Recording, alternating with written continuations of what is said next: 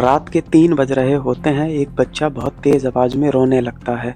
जब ये बात उसके घरवालों को पता लगती है तो घर के बड़े-बुज़ुर्ग कहते हैं, इस बच्चे को पड़ोस में रहने वाली गुलफ्सा के घर ले जाओ, वो इसके ऊपर कुछ दम कर देगी तो ये बच्चा चैन से सो जाएगा। आखिर कौन थी गुलफ्सा और गुलफ्सा के ऊपर क्या ऐसा था जो वो दम कर देती थी तो बच्चे सही हो जाते थे? दरअसल लोग बताते हैं कि गुलफ्सा के ऊपर जिन्नातों का साया था, उसके शरीर से सुइयाँ निकलती थीं। ये कहानी है मेरठ की।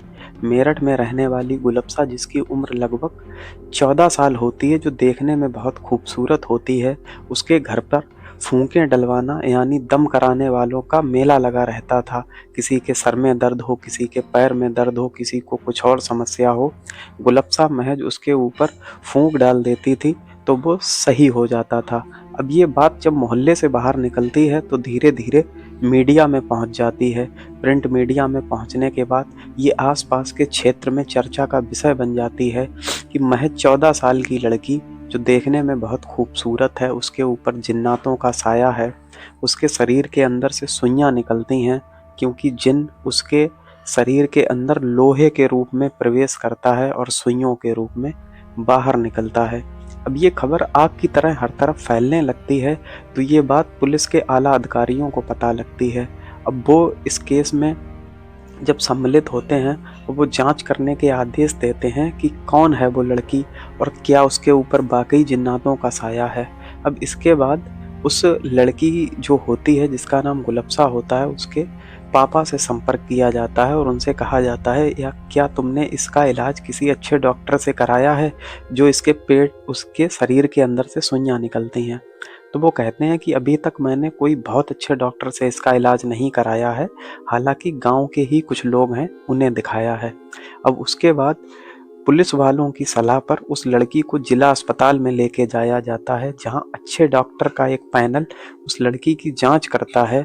जब उसके दर्द बढ़ता है जांघ के अंदर, जब डॉक्टर देखते हैं तो वाकई उसके अंदर से एक सुई निकलती है। जब सुई निकलती है, अब जिला अस्पताल के डॉक्टर जब मीडिया को बाइट देते हैं और कहते हैं कि हाँ, वाकई उस लड़की के जांघ के अंदर से एक सुई निकली है, तो ये बात और भी ज़्यादा आग की तरह फैल जाती है।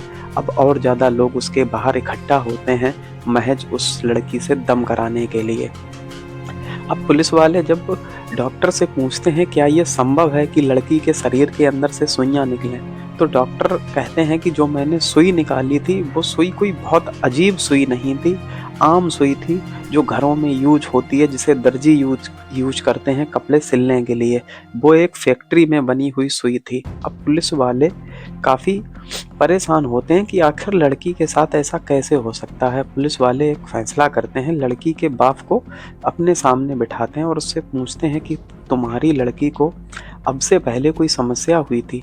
तो लड़की का जो बाप होता है वो बताता है कि लगभग 6 महीना पहले मेरी लड़की को एक बार बुखार आया था, तो मैं गांव में ही एक डॉक्टर है, डॉक्टर जुबैर, जो कि एक झोला छाप डॉक्टर है, उसके पास लेके गया था। तो वो मेरी लड़की को कैबिन के अंदर लेके गया और पीछे से पर्दा डाल दी, फिर उसका कुछ देर तक चेकअप किया। लगभग 6 मिनट चेकअप करने के बाद जब मेरी लड़की को लेके बाहर आया तो हमसे कहा तुम्हारी लड़की को कोई गंभीर समस्या है। फिर उसने मुझे 2-3 चेकअप लिख दिए और ये कहा कि इन चेकअपों को करा के कल मेरे पास आना। अभी वहाँ पर एक झाड़ फूँक करने वाला आता है जिसका नाम होता है कलीम मियाँ। कलीम मियाँ भी मेरी बच्ची को देखता है। जब हम अगले दिन वहाँ जाते हैं तो कलीम मियाँ वहाँ होता है और वो डॉक्टर जुबैर होता है। तो कलीम मियाँ कहता है कि तुम्हारी बच्ची के ऊपर जिन्नातों का साया है, इसके शरीर के अंदर जो जिन्न है वो लोहे के शरीर में प्रवेश कर चुका है। इसके बाद 3 से 4 दिनों के बाद मेरी बेटी के शरीर में दर्द होता है। जब हम उसी डॉक्टर जुबैर के पास लेके जाते हैं तो उसके अंदर से एक सुई निकलती है। अब देखते ही देखते मेरी बच्ची बहुत ज़्यादा परेशान रहने लगी। अब पुलिस वाले जब समझ गए कि ये कहानी क्या है, ये कोई जिन्न नहीं है बल्कि डॉक्टरों की करतूत है, उसके बाद सबसे पहले डॉक्टर जुबैर को उठाया गया, साथ ही साथ उस तांत्रिक जिसका नाम मौलाना कलीम होता है उसे भी उठाया गया। इसके बाद इन दोनों की जब क्लास लगाई जाती है पुलिस के द्वारा तो ये सारी हकीकत बयान कर देते हैं और कहते हैं कि उसके अंदर कोई जिन्न नहीं है, जबकि हम एक सुई उसके अंदर डालते थे तो दूसरी सुई निकाल लेते थे। जब लड़की दर्द की वजह से कराहती थी और मेरे पास आती थी, तब हम एक सुई उसके अंदर से निकाल लेते थे और दूसरी सुई उसके अंदर डाल देते थे। इस तरह से कहानी चलती रहती थी। वो कहते थे, पुलिस वालों ने पूछा कि तुमने ऐसा किया क्यों? तो वो बताते हैं कि उस लड़की की खूबसूरती को देखकर हमारा ईमान खराब हो गया था। जब वो लड़की पहली बार मेरे क्लिनिक पर आई थी, तभी मैं सोच रहा था कि इसे कैसे अपने पास बार-बार बुलाया जा सके। इतने में जो कलीम है तांत्रिक, वो आ गया था। उसने बताया था कि इस लड़की को हाथ से निकलने ना दो, कुछ हम ऐसा करते हैं जिससे ये लड़की हमेशा हमारे पास आती रहे। फिर कलीम की ही सलाह पर उसके शरीर के अंदर सुई चुभो दी जाती थी।